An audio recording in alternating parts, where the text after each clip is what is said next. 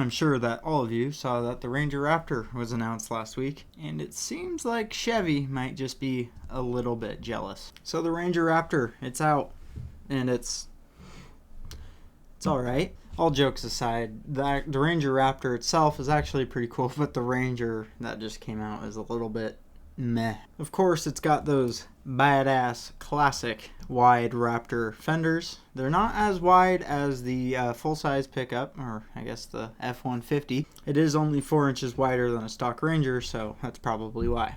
All in all, it does look pretty sweet. It's got that Ford badge on the grill, which I love, and now Ram has been doing the same thing for the past couple of years.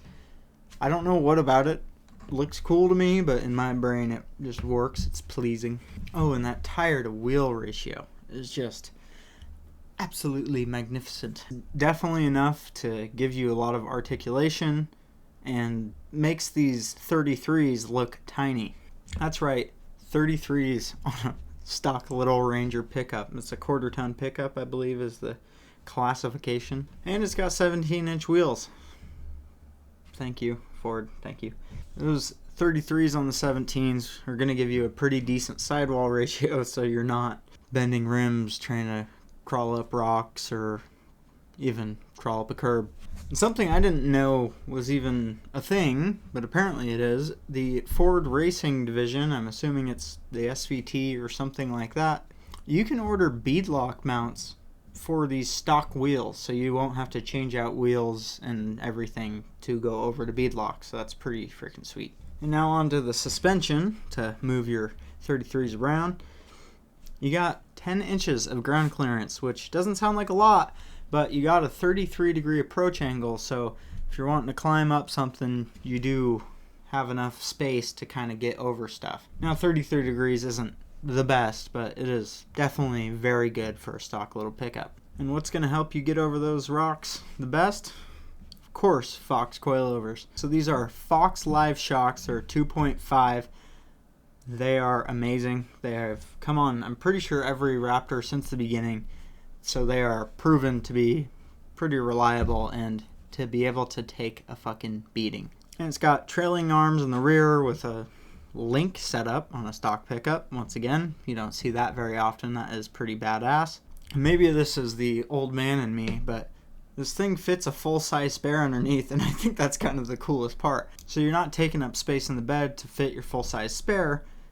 You can still leave a 33 underneath, and who knows, you might be able to fit a 35 if you do want to go to bigger tires. And powering all this is a 405 horsepower V6. Come on. It's got a little turbo in there, 3.0 liter turbo V6 mint. Of course, it also comes with that flagship Ford 10-speed auto, which is just, I think it is one of the greatest transmissions ever made if they can really get this thing durable to take the beating that we want it to. It's definitely not as strong as classic Powerglide or a Turbo 400, but they're definitely fast. Another cool thing for your dealership crawler, it comes with a front and rear locking diff. And with all that, it's got an extremely low range. So this thing is built to be a crawler. It's got a crawl ratio of nearly 68-1. If you don't know, like a standard vehicle, I'm pretty sure is around 355 to 373 standard diff ratio. So with this low range, plus I'm assuming it's probably already geared down for those bigger tires, or geared up, sorry. 68-1 is pretty crazy. I'm assuming that's in some special, like, at 1 and in the low range and everything. It has a trail mode. I can't remember exactly what it was called. I didn't write it down. It helps with steering, tight steering, like where you would need to maybe get around on a path you shouldn't have gone up, by braking on your inside tire on the rear, so it kind of helps pull you around those corners. It's got a remote suspension adjustment on the steering wheel, which is fucking sick. I'm assuming that is similar to the Trailhawk, which you can adjust your ride height a little bit and how the dampeners work. I'm assuming makes it softer or harder depending on the kind of driving you're doing, so you don't have to get out and crawl underneath and manually adjust it and try and remember all of your settings you had going from road to off-road. And of course, it's got shift paddles. Like I said, I think Chevy was getting a little bit jealous because they dropped some, they're not leaks, but some early camoed pictures of the new GMC Canyon Chevy Colorado ZR2, and it is the American Expedition Vehicle Edition. Like I said, we don't have any hard details on it yet, but we're gonna break down what we know and kind of base it off of the current Colorado ZR2. So the idea is the American Expedition Vehicle Edition, the AEV, is supposed to be even cooler than the Bison, which is kind of hard to beat because that Bison is badass. They had to one up Ford a little bit here by putting this thing on 35-inch tires. America, come on. And similar to the Raptor, it also comes with beadlock wheels, or wheels you can add a beadlock to eventually if you'd like. And these are the numbers from the ZR2, but it has a 310 horsepower 2.7 liter inline 4, so it's a little bit behind that Ford Ranger. And the ZR2 already comes standard with the Multimatic spool valve shocks. I don't know. Go check out the Bison video. I broke it down there.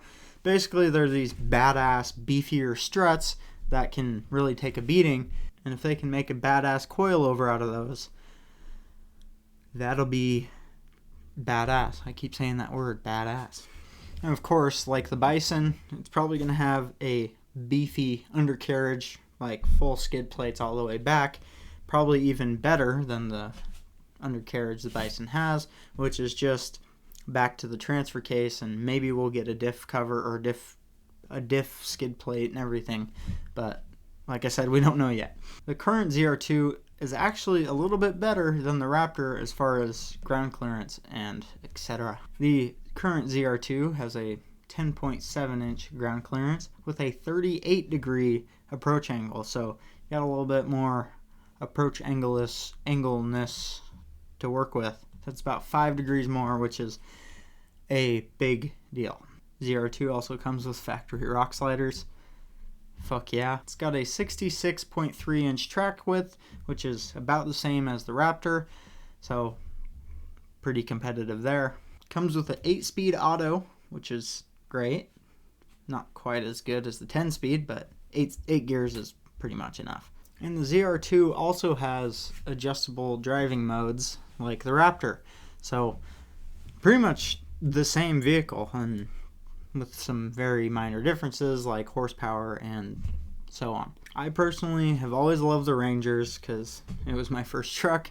It was a giant pile of shit, but it ran well. It worked great. That thing lasted me 230,000 miles. I mean, some people would argue Ford isn't known for their reliability, but the F-150 has been the best-selling truck for however many years for a reason. But I feel like the Colorado actually kind of knows what it wants to be, while the Ford Ranger Raptor is kind of in an identity crisis. For example, the Colorado, it's got a way better approach angle, it's got bigger tires, and it's got those factory rock sliders, so it's kind of designed way more for trails, a little bit of rock crawling here and there.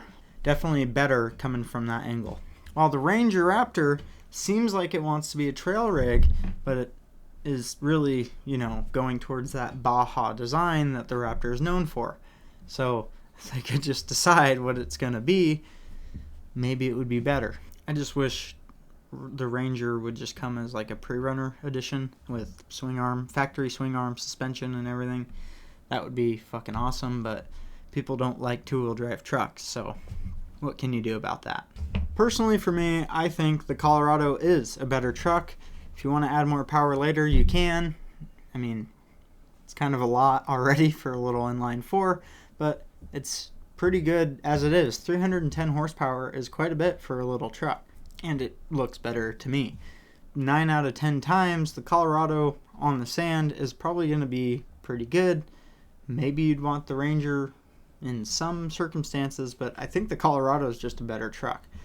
No matter what, they're definitely beating that new Ram 50. Oh, God. Like, if you're going to relaunch the Dakota right now, like, can we not get an EV? Like, come on, just, like, make it cool. Or even just make it a hybrid. A hybrid off-road truck, that'd be pretty sick, in my humble opinion. Use all that torque to crawl over the rocks and everything, and then when you want to haul ass, you can kick on that motor. Come on, Dodge. Listen, please. Listen, we love you. I guess we just have to enjoy this while it lasts. And, yeah, go enjoy your Colorado or Raptor. Anyways, that is all I have to say for today. Let me know which truck you're picking in the comments down below. Like I said, I think the Colorado is my pick. I haven't gotten hands-on with either of them, but I'd really like to hear your guys' opinions. So put those in the comments down below, and if you like the video, make sure you like it. Thank you for watching, and make sure you subscribe to stay up to date on anything that drives.